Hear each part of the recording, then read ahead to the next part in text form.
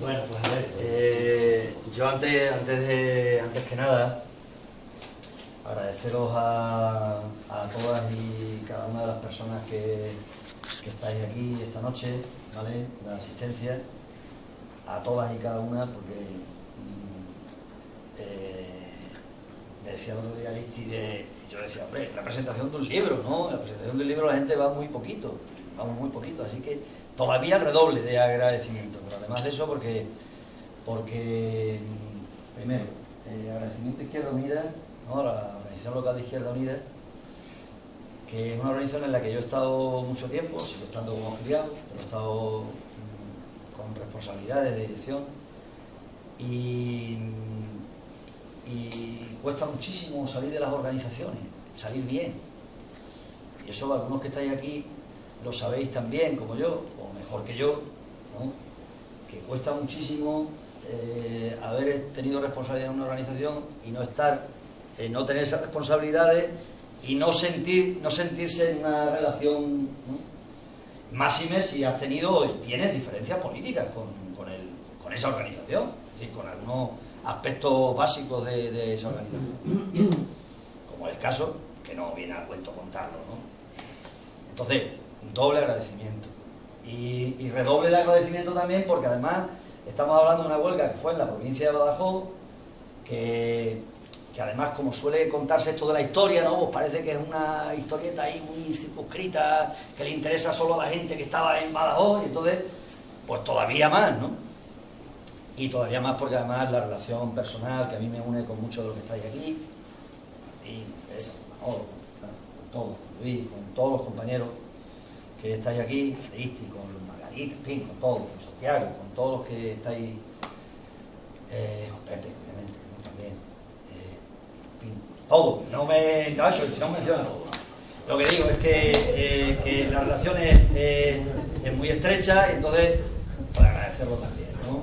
También porque ya el simple hecho de que hayáis tenido el gesto de invitarme, yo lo agradezco mucho. Bueno, deciros entonces tres cositas nada más que tengo yo aquí apuntadas. La primera, el libro este es lo contrario de un libro de historia. Yo lo hemos puesto lo contrario. A ver, en el libro se dice, este es un libro contra la historia dominante, contra el olvido y contra el poder, ¿no?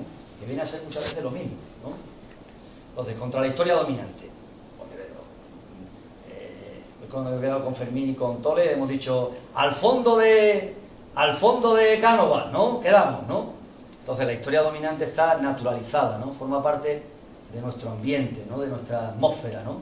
La metáfora, la atmósfera de los que mandan está ahí sin que prácticamente nos demos cuenta, ¿no? Entonces la historia dominante es la historia de los grandes hombres, de los grandes personajes, y de los personajes además o sea, a pesar de que hay gente que lucha para que también se cuelen otros personajes representativos de los de abajo, pero normalmente son pues de los que siguen mandando, ¿no? Porque los vencedores representan a todos los vencedores que ha habido antes, ¿no? Dice el Benjamin. Entonces este texto es muy deudor de esa forma de ver la historia, del Walter Benjamin, ¿no? Es decir, cuando decía hay que encender en el pasado la chispa de la esperanza, la chispa que rompa los cercos del presente, ¿no? Entonces, esa idea, la idea de la redención de los oprimidos, la redención de las luchas de abajo, ¿no? La idea de otra historia. Hace falta otra historia, hace falta otro sindicalismo. Entonces, es una idea, digamos, por eso hay una parte del libro que es al principio que es de litigio con esa historia dominante, ¿no? Con esa visión de la historia que tenemos, ¿no? Y empieza ahí pues recordando un cante que le gustaba mucho a Joaquín, que es evidentemente el principal inspirador de este libro, aparte de todos los yeseros, de la lucha de todos los yeseros, pero si tuviéramos que verlo, pues también por muchas razones, ¿no? Joaquín era un pedazo de amigo, pero era un pedazo de sindicalista además, y él cantaba muchas veces, le gustaba Joaquín el cante, como algunos lo conocíais, le gustaba mucho el cante flamenco, y le gustaba mucho ese cante con el que empieza el libro, ¿no? Cuando llegará la hora que las agüitas vuelvan a su cauce, las esquinas con sus nombres, ni reyes, ni roques, ni santos, ni frailes, ¿no?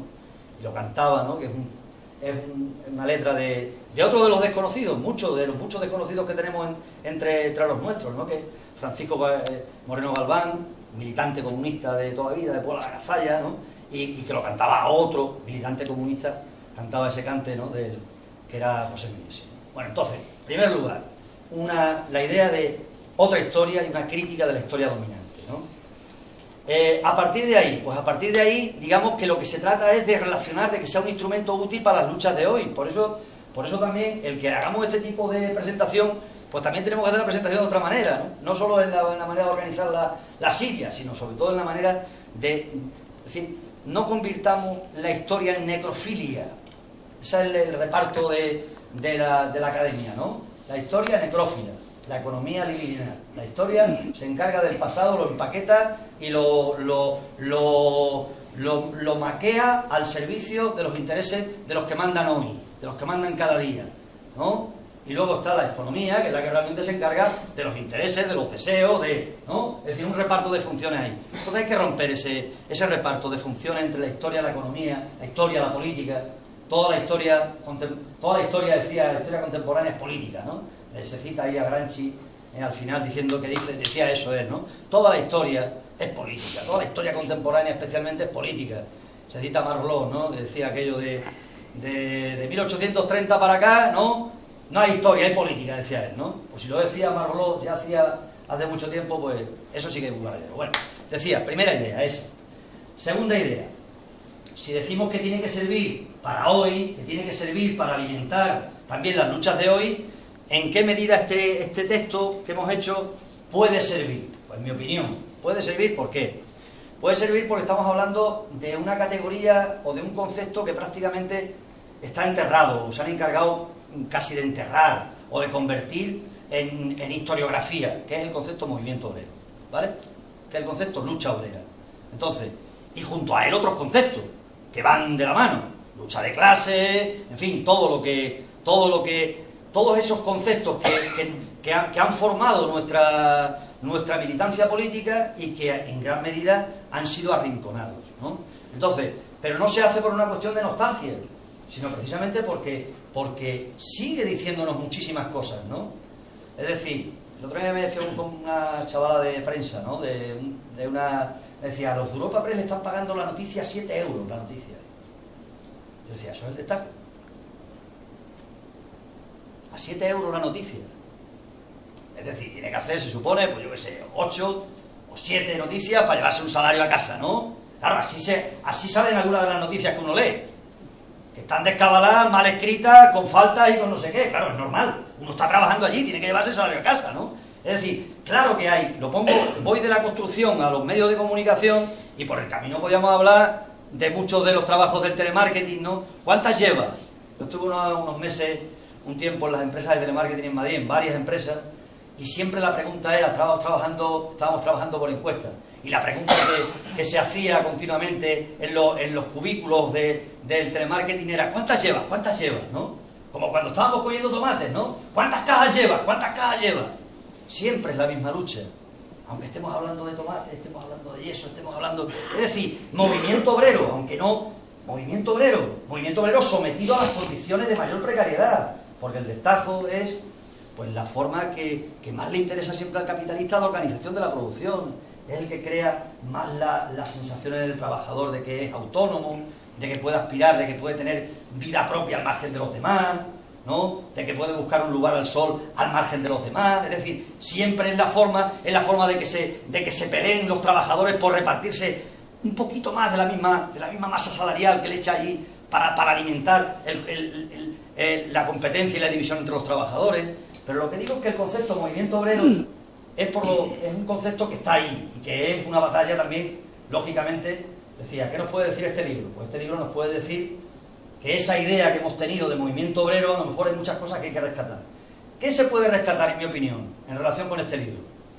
Pues para empezar, y movimiento obrero muchas veces hemos insistido, Julio Anguita insistía mucho en esto, si os acordáis, alguno de vosotros, seguro que muchos de vosotros, cuando él decía, movimiento obrero es una cosa distinta al sindicalismo, ¿no? Porque el movimiento obrero no solo son los sindicatos, el movimiento obrero son los partidos obreros, son las cooperativas, son los ateneos, son todas las instituciones obreras, son, si me apuráis, hasta los bares obreros.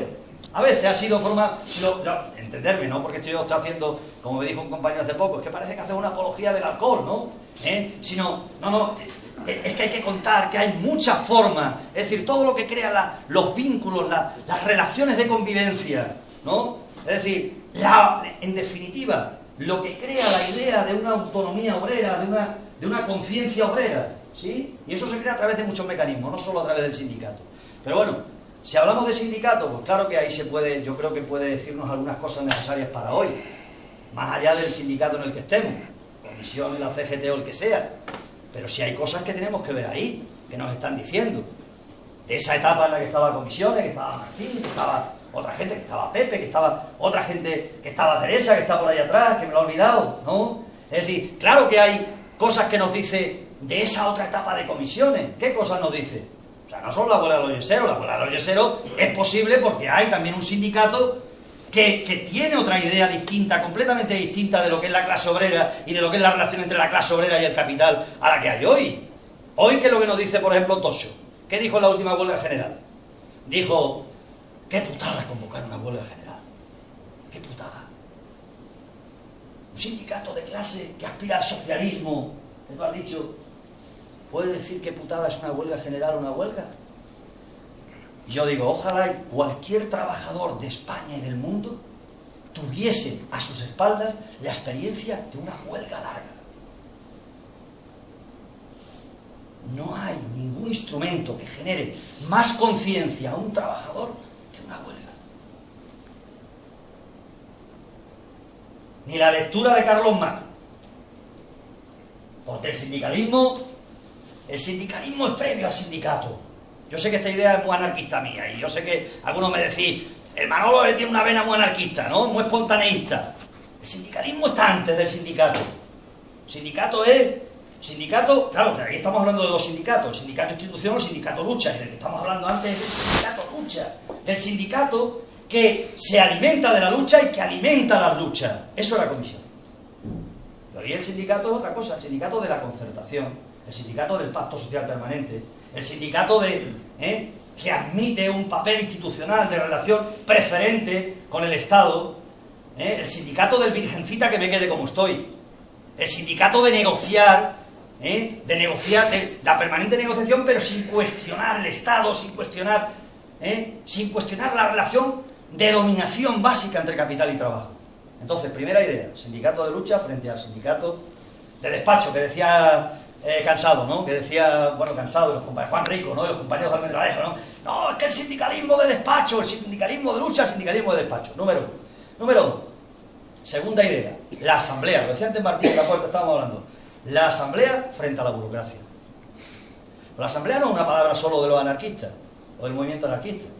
La asamblea era un elemento constitutivo, central, de comisiones obreras, en parte en su historia. ¿Y qué ha sustituido a la asamblea? Pues ha sustituido que las asambleas, que por ejemplo las uniones locales, pues las decide la unión regional directamente. Estos son los que representan la unión comarcal, la unión local de tal sitio. Es decir, mecanismos puramente burocráticos que acaban asfixiando, haciendo imposible la participación real de los trabajadores. Muchos afiliados, pero muy poquita participación. Entonces, segundo mecanismo, la asamblea. Los mecanismos democráticos, pero democráticos de verdad, no formales, democráticos de verdad. Como se dice ahí irónicamente en el libro, ¿no? Ninguno de los yeseros sabía lo que significaba la palabra ágora, ¿no? O cosas por el estilo. Y ninguno sabía que esto hablaba de la asamblea como una técnica participativa, pero todo el mundo practicaba la asamblea.